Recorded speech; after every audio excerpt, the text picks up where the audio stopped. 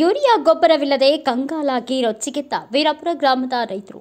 ಬೆಳಗಾವಿ ಜಿಲ್ಲೆ ಕಿತ್ತೂರು ತಾಲೂಕಿನ ಮಲಪ್ರಭಾ ನದಿ ದಂಡೆಯ ವೀರಾಪುರ ಗ್ರಾಮದ ಪಿಕೆಪಿಎಸ್ ಸೊಸೈಟಿ ಮುಂದೆ ಕಳೆದ ಒಂದು ವಾರದಿಂದ ಯೂರಿಯಾ ಗೊಬ್ಬರಕ್ಕಾಗಿ ರೈತರು ಕಾದು ಬೇಡುವ ಪರಿಸ್ಥಿತಿ ಬಂದಿದೆ.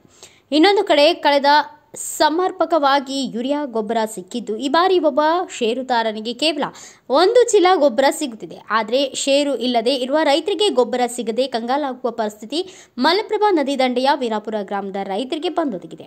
ಅದರಿಂದ ಮನವಿ ಮೇರೆಗೆ ನಮ್ಮ ನ್ಯೂಸ್ ಸಮೂಹದ ರಾಜ್ಯ ಉಪಸಂಪಾದಕ ಬಸವರಾಜು ವೀರಾಪುರ ಗ್ರಾಮದ ನೊಂದ ರೈತರನ್ನ ಭೇಟಿ ಮಾಡಿ ಅವರ ಅಭಿಪ್ರಾಯ ಸಂಗ್ರಹ ಮಾಡಿ ಬೆಳಗಾವಿ ಜಿಲ್ಲೆಯ ಕೃಷಿ ಇಲಾಖೆಯ ಜಂಟಿ ನಿರ್ದೇಶಕರು ಎಚ್.ಡಿ. ಕೋಳೇಕರ್ ಅವರ ಜೊತೆ ಈ ಬಗ್ಗೆ ಅಭಿಪ್ರಾಯ ಸಂಗ್ರಹ ಮಾಡಿ ಬೆಳಕು ಚೆಲ್ಲುವ ಕೆಲಸ ಮಾಡಿದ್ದಾರೆ. ವೀರಾಪುರ ಗ್ರಾಮಕ್ಕೆ ಬಂದಿದ್ದೇನೆ. ವೀರಾಪುರ ಗ್ರಾಮದಲ್ಲಿ ಮತ್ತೆ ಸುತ್ತಮುತ್ತಲ ಬಹುತೇಕ ಕಡೆ ಗೊಬ್ಬರದ ಸಮಸ್ಯೆ ಆಗಿದೆ. ಈಗ ಹಂಗಾಮು ಬೇರೆ. ಇಂಥ ಸಂದರ್ಭದಲ್ಲಿ ವಿಶೇಷವಾಗಿ ಈಗ ನಾನು ಸಾಂದರ್ಭಿಕವಾಗಿ ಹೇಳ್ತಾ ಇರೋದು ವೀರಾಪುರದಲ್ಲೇ ಪ್ರತಿ ವರ್ಷ 1500 ಚೀಲ ಸಪ್ಲೈ ಆಗ್ತಿತ್ತಂತಿಲ್ಲ. ಆದ್ರೆ ಈ ಬಾರಿ ಒಂದು 1350 ಚೀಲ ಬಂದಿದೆ ಅಂತ ಹೇಳ್ಬಿಟ್ಟು ಸೆಕ್ರೆಟರಿ ಅವರು ಹೇಳಿದ್ದಾರೆ. ವಿಶೇಷವಾಗಿ 150 ಚೀಲ ಕಮ್ಮಿ ಬಂದಿದೆ. ಇಂಥ ಸಂದರ್ಭದಲ್ಲಿ ಇದರಿಂದ ಏನಪ್ಪಾ ಆಗ್ತಾ ಇದೆ ಅಂದ್ರೆ ರೈತರುಗಳಿಗೆ ತುಂಬಾ ತೊಂದರೆ ಆಗ್ತಾ ಇದೆ. ಈಗ ನಾನು ಕೇಳೋದು ವಿಶೇಷವಾಗಿ ಈಗ ಇಲ್ಲಿರ್ತಕ್ಕಂಥ ಎಲ್ಲ ಜನಪ್ರತಿನಿಧಿಗಳು ಮತ್ತೆ ಮಾಜಿಗಳು ಎಲ್ಲರೂ ಸಹ ಬರೀ DCC ಬ್ಯಾಂಕ್ ಹೊಂಗಲಿದ್ದಾರೆ. ಆದ್ರೆ ರೈತರುಗಳು ಮಾತ್ರ ಗೊಬ್ಬರ ಸಿಗದೆ ಸಾಕಷ್ಟು ಒಂದ್ ರೀತಿ ಪರಿತಪಿಸ್ತಕ್ಕಂಥ ಪರಿಸ್ಥಿತಿ ಇದಾಗಿದೆ. ನೀವು ರೈತರ ಮೇಲೆ ಆರಿಸ್ ಬರ್ತೀರಾ, ರೈತರುಗಳು ಬರೀ ಷೇರುಗಳು ಓಟ್ಗಳು ಮಾತ್ರ ಬೇಕು ನಿಮ್ಗೆ.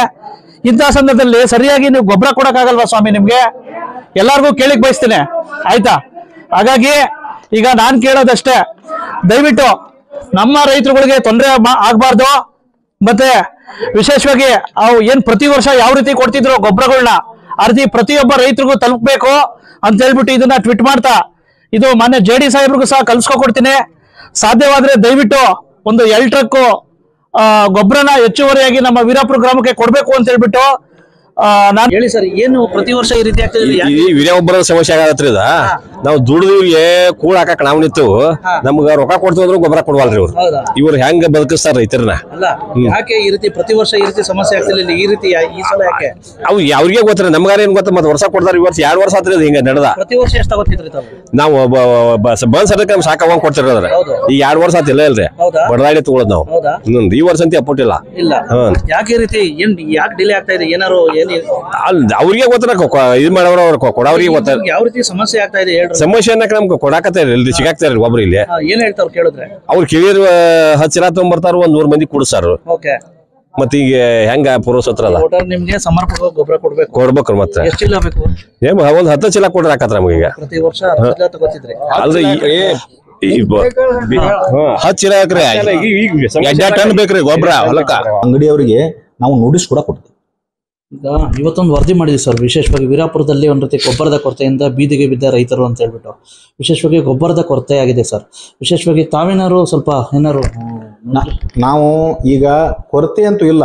ಈಗ ನೋಡ್ರಿ, ಒಂದು ಅಂಗಡಿ ಒಳಗ ತಾವು ಕೇಳಿರ್ತೀರಿ, ಒಂದು ಊರಾಗ 5 ಅಂಗಡಿ ಇರ್ತಾವ. 5 ಅಂಗಡಿ ಡೀಲರ್ಸ್ ಇದ್ರು ಅಂದ್ರೆ 5 ಅಂಗಡಿ ಒಳಗೆ ಗೊಬ್ಬರ ಇಲ್ಲಕ್ಕಿಲ್ಲ.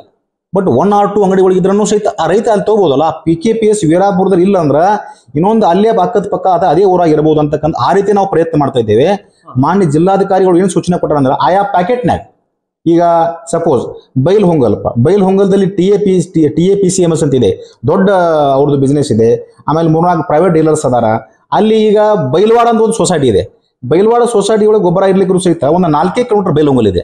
ಆ ರೀತಿ ಆಯಾ ಪ್ಯಾಕೆಟ್ನಲ್ಲಿ ಕಿತ್ತೂರು ಪ್ಯಾಕೆಟ್ನಲ್ಲಿ, MK ಹೋಳಿ ಪ್ಯಾಕೆಟ್ನಲ್ಲಿ ಬೈಲ್ಹೊಂಗಲ, ಬೆಳವಡಿ, ಸೌದತ್ತಿ, ರಾಮದುರ್ಗ ಈ ರೀತಿ ಆಯಾ ಪ್ಯಾಕೆಟ್ದೊಳಗ ಗೊಬ್ಬರದ ಇರ್ಲಿಕ್ಕೆ ನಾವು ಕ್ರಮವನ್ನು ಕೈಗೊಳ್ತಾ ಇದ್ದೇವೆ.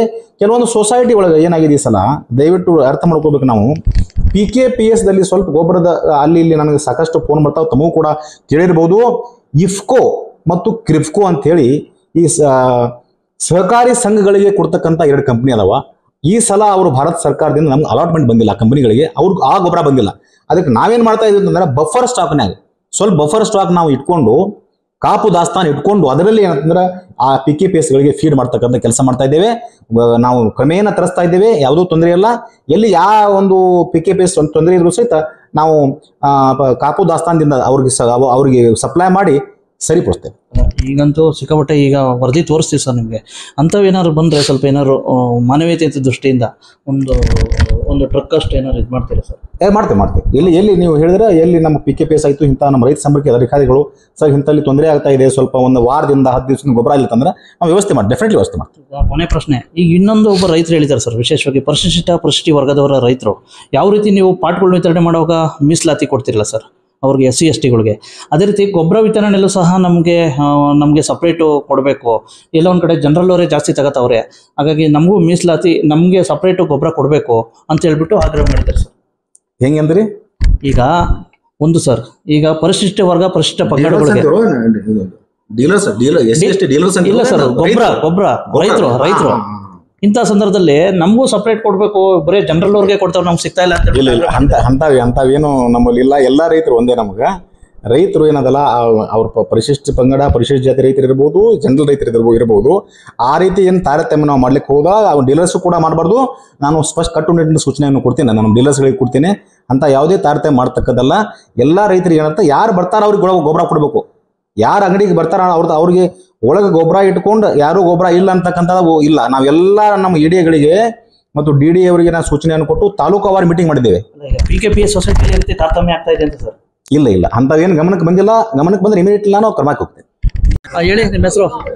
ರುದ್ರಗೌಡ ನೀರೇ ಏನ್ರಿ 3-4 ಎಕರೆ ಹೊಲ ಒಂದ್ ಚೀಲ ಗೊಬ್ಬರ ಕೊಡತ್ತಾರು. ಮತ್ತೆ ಹಿಂಗಾರ ನಮ್ಮ ಸಮೀಕ್ಷೆ ಹಂಗ ಬೀಜಾರ್ಸವ್ರ. ಒಯ್ಯವ್ರು 10 ಚೀಲ ಒಯ್ತಾರು, 15 ಚೀಲ ಒಯ್ತಾರು. ಏನ್ ಸಮೀಕ್ಷೆ ನಮ್ಗೆ ಗೊತ್ತಾಗತ್ತು.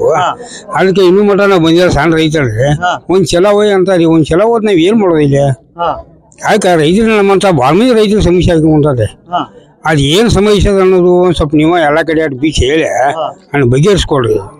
ಏನ್ ಸಮಸ್ಯೆ ಆಗ್ತಾ ಇದೆ ಬಗ್ಗೆ ಚರ್ಚೆ ಮಾಡೋಣ ಸರ್. ನಮಸ್ತೆ. ನಮಸ್ಕಾರ. ಹೇಳಿ ಸರ್, ಯಾಕೆ ಸರ್ ಪ್ರತಿ ವರ್ಷ ಒಂದ್ ರೀತಿ ಸಮರ್ಪಕ ಗೊಬ್ಬರ ದೊರಕೋದು ರೈತರುಗಳಿಗೆ, ಆದ್ರೆ ಈ ಬಾರಿ ಯಾಕೆ ಸರ್ ಸ್ವಲ್ಪ ಎಲ್ಲೋ ಒಂದ್ ಕಡೆ ನಿರೀಕ್ಷೆಗೆ ತಕ್ಕಂತೆ ಸಿಗ್ತಾ ಇಲ್ಲ? ಫೆಡರೇಷನ್ ಅವ್ರ ತಪ್ಪಿನಿಂದ ಸಕಾಲಕ್ಕೆ ರೈತರಿಗೆ ಬೆಳಗಾವಿ ಜಿಲ್ಲೆಯಲ್ಲಿ ಗೊಬ್ಬರ ಸಿಗ್ತಾ ಇಲ್ಲ. ಯಾಕಂದ್ರೆ 240 ಕೋಟಿ ರೂಪಾಯಿ ಫೆಡರೇಷನ್ ನಲ್ಲಿ ಅಮೌಂಟ್ ಕೊಳಿತಾ ಬಿದ್ದಿದ್ರು ನಮ್ಮ ಭಾಗದ ಪ್ರತಿನಿಧಿ ಆದಂತ ಎಲಿಗಾರ್ ಅವರು ಅದನ್ನ ಸದ್ಬಳಕೆ ಮಾಡ್ಕೊಳ್ಳಿಲ್ಲ. ಯಾಕಂದ್ರೆ ಹಿಂದಿನ ಸಲ ಮಾಂತೇಶ್ ದುರ್ಗೂರ್ ಇದ್ರು, ಸಮರ್ಪಕವಾಗಿ ಗೊಬ್ಬರ ವಿತರಣೆ ಆಗಿತ್ತು. JD ಶಿವನಗೌಡ ಪಾಟೀಲ್ ಅವರು ಇದ್ರು, ಅವರು ಎಲ್ಲ ಸರಿಯಾಗಿ ನಮಗೆ ಸಮರ್ಪಕವಾಗಿ ಗೊಬ್ಬರ ಕೊಟ್ಟಿದ್ರು. ಇವಾಗ್ಲೂ ನಮ್ಮ ಬೈಲೊಂಗಲಿ ED ಆದಂತ ದಳವಾಯಿ ಸರ್ ಆಗಲಿ ಅಥವಾ ಈಗ ಹೊಸದಾಗಿ ಬಂದಿರತಕ್ಕಂಥ JD ಕುಳೇಕರ್ ಸರ್ ಆಗಲಿ ಹಾಗೆ ಸಲೀಂ ಸಾಹೇಬ್ರಾಗ್ಲಿ ನಾವು ಕೇಳಿದಾಗ ಗೊಬ್ಬರ ಕಳಿಸಿದಾರು. ಆದ್ರ ಪ್ರತಿ ವರ್ಷದಂತೆ ಬರುವಂತ ರೀತಿಯಿಂದ ಗೊಬ್ಬರ ನಮಗೆ ಸಮರ್ಪಕವಾಗಿ ಸಿಕ್ಕಿಲ್ಲ. ನಮ್ಗೆ SC ST ಅಂದ್ರೆ ಸರ ನಮ್ಗೆ ಸಪ್ರೇಟ್ ಮಾಡಿ ಕೊಡ್ಬೇಕು ಸರ್. ಇವು ನಮ್ಮ ಜನರಲ್ ನೋಡ್ರಿ ಸರ, ಅವ್ರು ನಮ್ಗೆ ಗೊಬ್ಬರ ಕೊಡೋರು ಸರ್. ಅದಕ್ಕೆ ನಮ್ಗೆ SC ST ಮನಿಗ್ರಿ ಸಪ್ರೇಟ್ ಕೊಡುವಂಗ ಸ್ಕೀಮ್ ಕೊಡ್ಬೇಕು ಸರ್. ಈಗ ಕೃಷಿ ಇಲಾಖೆಗೆ ಹೆಂಗಿರುತ್ತಲ್ಲ ಆ ರೀತಿ ಕೊಡ್ಬೇಕು, ಆ ರೀತಿ ಕೊಡ್ಬೇಕು ಸರ್. ಹ್ಞೂ. ಇವಾಗ ಏನ್ ಸಮಸ್ಯೆ ಆಗ್ತಾ ಇದೆ? ಈಗೇನು ಗೊಬ್ಬರ ಕೊಡವಲ್ರಿ ಸರ್ ಅವ್ರಿಗೆ. ಹೌದಾ? ನಮ್ಮ SC ST ಮನಿ ಕೊಡವಲ್ರಿ ಸರ್ ಅವ್ರು. ಕೊಡ್ತಾ ಇಲ್ಲ? ಇಲ್ಲ ಸರ್. ಹೌದಾ? ಸರ್ ಅದಕ್ರಿ ಈಗ ನಮಗ್ ಸಪ್ರೇಟ್ ಮಾಡಿ ಕೊಡ್ಬೇಕು. ಹೋದ್ ಸಲನು ಹಿಂಗೆ ಆಗಿತ್ತಾ? ಈ ಹೋದ್ ಸಲಾನು ಹಿಂಗಾಗಿತ್ರಿ ಸರ್. ಅದಕ್ಕ ನಮಗ್ ಸಪ್ರೇಟ್ ಅನ್ನ ಕೊಡ್ಬೇಕ್ರಿ ಸರ್. ಹೌದಾ? ಹೌದು. ನೀವು ಉತ್ತೇಜನ ಮಾಡಕ್ ಬೇಕಲ್ಲ? ಬೇಕ್ರಿ ಸರ್. ಅದಕ್ಕೆ ಕೇಳಿದ್ರೆ ಏನ್ ಹೇಳ್ತಾವ್ರೆ? ಏನ್ ಹೇಳ್ತಾರ್ರಿ, ಕೊಡುವಲ್ರಿ ಅವ್ ಸರ. ಈಗ ಅವ್ರಿಗೆ ಸಾಕಟ್, ಈಗ ಜನರಲ್ದವ್ರಿಗೆ ಸಾಕಟ್ ಅವ್ರು ಶೇರ್ ಅದಾವು, ನಮಗೂ ಹಿಂಗ್ ಕೊಡು ಅಂತಾರ ಅವರು. ಈಗ ಅವ್ರು ಎಲ್ಲಾ ಕೊಟ್ಟದಿಂದ ನಮ್ಗ್ ಕೊಡುದು ಎಲ್ಲಾ ತೀರಿರ್ತೈತಿ. ಇಂದ ಬರೀ ನಾಳೆ ಬಂತಾರು, ಅದು ಗೊಬ್ಬರ ಮೊದಲ ಶಾರ್ಟೇಜ್ ಬಿಡೋದು ಸರ್. ಅದಕ್ಕ ಹಿಂಗಾಕ ನಮಗ್ ಸಪ್ರೇಟ್ ಮಾಡಿ ಕೊಡ್ಬೇಕು ಸರ್. ನಮ್ ಗೊಬ್ಬರ ಅಲ್ಲಿ ಉಳಿಬೇಕಾರ ನಾವು ಬರೋ ಮಟ್ಟಾರಿ. ಬರ್ಬೇಕಿತ್ತು, ಎಷ್ಟು ಬಂದತೆ? ಏನು 3 ಚೀಲ ಬರ್ಬೇಕಾಗಿತ್ತು, 1 ಚೀಲ ಬಂದತ್ತ. ಇಷ್ಟ ಕೊಡತಾರ? ಮೊದಲೆಲ್ಲ 10 ಚೀಲ ಹೋದವ್ರ ಮನ್ಯಾಗ ಕುಂತಾರ. ಈಗ ನಿಮ್ಗೆ 1 ಚೀಲ ಕೊಡತಾರ? 1 ಚೀಲ ಕೊಡತಾರ. ಈಗ ಇಷ್ಟ ಯಾಕೆ ಕೊಡತಾರ? ಗೊಬ್ಬರ ಇಲ್ಲ ಅಂತ, ಬಂದಲ್ಲ ಅಂತ 1 ಚೀಲ ಕೊಡತಾರ. ಇಷ್ಟು ನಿಮ್ಗೆ ಒಪ್ಪಿಗೆ ಐತಿ? ಇಷ್ಟು ಆದ್ರೂ ಈ ಬತ್ ಒಯ್ಯಾಕಬೇಕಾಗೈತಿ, ಒಯ್ಯಾಕತ್ತವ. ಈಗ ಇಷ್ಟ ಆದ್ರೆ ನಿಮ್ಗೆ ಬರೋಬ್ಬರ ಆಕತ್ಯ? ಅನಿವಾರ್ಯ ಒಯ್ಯಬೇಕಾಗೈತಿ, ಒಯ್ಯಾತವ. ಹಲೋ ರೀ, ಹೇಳಿ. ನಮ್ ಗೊಬ್ಬರದ ಇದು ಸಮಸ್ಯೆ ರೀ. ಹೇಳಿ ನಿಮ್ಮ ಹೆಸರು ಹೇಳ್ರಿ. ಸಾತನಗೌಡ ಪಾಟೀಲ್. ಹೇಳ್ರಿ, ಎಷ್ಟು ಬರ್ತೀನಿ? ಹೋದ ವರ್ಷ ಹೋದ ವರ್ಷ 40 ಚಲ್ರಿ. ಈ ಸಲ ಇಲ್ಲ ಕೊಟ್ಟಿಲ್ರಿ. ಯಾಕೆ? ಗೊಬ್ಬರ ಇಲ್ದ ಕೊಟ್ಟಿಲ್ರಿ. ಗೊಬ್ಬರ ಇಲ್ದಕ್ರಿ ಈಗ 1 ಚಲ ಕೊಡ್ತು ಅಂದಾರ. ಅದಕ್ಕಾಗಿ ಆಯ್ತು. ಸಮಸ್ಯೆ ಏನು ಗೊಬ್ಬರದ ಪ್ರತಿ ವರ್ಷ ಎಷ್ಟು ತಗೋತಿದ್ದೆ? ಪ್ರತಿ ವರ್ಷ ಎಷ್ಟು ತಗೋತಿದ್ದೆ? ಪ್ರತಿ ವರ್ಷ ನಾವು ಒಂದು 50 ಚೀಲ ತಗೋತಿದ್ವಿ ರೀ. ಈ ಸಲ ಏನು 10 ಚೀಲ ಸಿಗುವತ್ತಾರ ನಮಗೆ. ಯಾಕೆ ಹಿಂಗೆ ಸಮಸ್ಯೆ ಆಗ್ತೈತೆ? ಇದು ಗೊಬ್ಬರದ ಏನು ಸಮಸ್ಯೆ ಅನ್ನೋದು ತಿಳಿವಲ್ತಾರೆ ನಮ್ಗೆ. ಹೌದಾ? ಕೇಳಿದ್ರೆ ಏನು ಹೇಳ್ತಾವ್ರೆ? ಕೇಳಿದ್ರಿ ಏನ ಲಿಂಕ್ ತಗೋರಿ, ಲಿಂಕ್ ಇದ್ರೂ ಈ ಗೊಬ್ಬರ ಕೊಡುವಾರ್ರಿ ಇವರು. ಹಾಂ ಏನು ಬರೀ ಇವ್ರು ಡೈರೆಕ್ಟ್ರುಗಳು ಏನು ತಗೋತಾವ್ರ ಏನು ಅಂತ? ಡೈರೆಕ್ಟರ್ ಅನ್ನಕ್ಕೆ ಏನ್ರಿ ಸರ್, ಇವ್ರು ರೊಕ್ಕ ಕೊಟ್ರನು ರೀ ಗೊಬ್ಬರ ಕೊಡಕ್ಕೆ ತಯಾರಿಲ್ರಿ. ಹೌದಾ? ಎಲ್ಲರಿಗೂ ಹಿಂಗೇನಾ? ಒಂದು ಸೇರಿ ಒಂದೇ ಚೀಲ ಕೊಡತ್ತಾರ್ರಿ ಈಗ ಇವರು. ಒಂದು ಶೇರ್ಗೆ ಮೊದಲು ಒಂದು ಶೇರ್ಗೆ ಎಷ್ಟು ತಗೋತಿದ್ರಿ?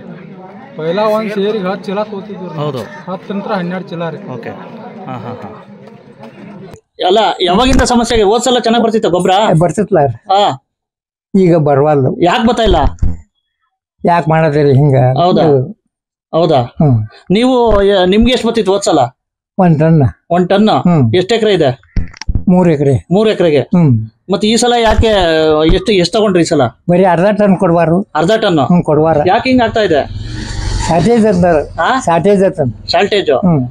ಪ್ರತಿ ವರ್ಷ ಯಾವ ರೀತಿ ಶಾರ್ಟೇಜ್ ಬಂದಿರ್ಲಿಲ್ಲ, ಇಲ್ಲ ಈಗ ಬರೋದು. ಅದೇ ಯಾಕೆ ಅಂತ ಅದನ್ನೇ ಕೇಳ್ತವಲ್ಲ, ಅವ್ರು ಬರ್ಲಿ. ಈಗ ಒಟ್ಟಾರೆ ಏನೋ ಗೊಬ್ಬರ ಕರೆಕ್ಟಾಗಿ ಕೊಡಿಸ್ಬೇಕು. ಕೊಡಿಸ್ಬೇಕಲ್ಲ. ಹೌದಾ? ಹೌದು. ಹೋಗಿದ್ರ ಸೊಸೈಟಿ ಕಡೆ? ಹೌದನ್ ಈಗ ಈಗ ಒಂಟಿನ. ಹೌದಾ? ಏನು ಯಾರು ಡೈರೆಕ್ಟರ್ಗಳು ಕೇಳಿದ್ರೆ ಏನ್ ಹೇಳ್ತಾವ್ರೆ? ಜರ್ಮನ್ ಪುಟ್ಟಪ್ಪ ಭೇಟಿ ಆಗ್ತಾನೆ. ಅದೇ ಕೇಳಿದ್ರೆ ಏನ್ ಹೇಳ್ತಾವ್ರೆ? ಗೊಬ್ಬರ ಯಾಕೆ ಕೊಡ್ವಾರಿ? ಈಗ ಒಟ್ಟಾರೆ ಏನಪ್ಪಾ ಅಂತಂದ್ರೆ ನಿಮ್ಗೆ ಗೊಬ್ಬರ ಕರೆಕ್ಟಾಗಿ ಕೊಡಿಸ್ಬೇಕು. ಕೊಡಿಸ್ಬೇಕು. ಇನ್ನಾದ್ರೂ ಈ ವೀರಾಪುರ ಗ್ರಾಮದ ರೈತರಿಗೆ ಸಮರ್ಪಕವಾಗಿ ಯೂರಿಯಾ ಗೊಬ್ಬರ ಭಾಗ್ಯ ಸಿಗುವುದೇ ಎಂಬುದನ್ನ ಕಾದು ನೋಡಬೇಕಿದೆ. ಬ್ಯೂರೋ ರಿಪೋರ್ಟ್ ಬಸವರಾಜು, ಭಾರತ ವೈಭವ news, Virapura. Thanks for watching. Read, discuss and debate with editor Dr. Yan Prashant Rao. Wanted reporters in print, digital and visual media for Bharat Vaibhav Daily Newspaper, BV News 5 Channel and BV Fast Web News from all the talukas of Karnataka, Goa and Maharashtra. If interested, send your resume to 9019229369.